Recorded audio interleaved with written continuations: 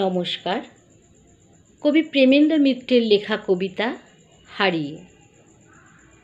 কোনোদিন গেছো কি হারিয়ে, হাট বাট নগর ছাড়িয়ে, দিশেহারা মাঠে একটি শিমুল গাছ নিয়ে আকাশের বেলা যেথা কাটে? সেখানে অনেক পথ খুঁজে পৃথিবী শুয়েছে চোখ বুজে, এলিয়ে হৃদয় শিওরে শিমুল শুধু একা চুপ করে রয়। পথ খুঁজে যারা হয়রান, কোনোদিন সেই ময়দান তারা পেয়ে যায়।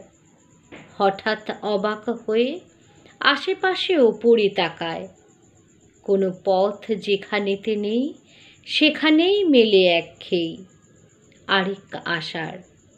সব পথ হারাবার পর বুঝি খোঁজ মেলে আপনার।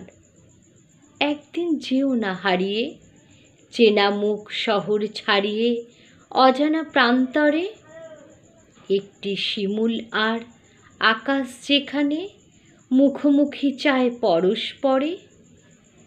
নমস্কার।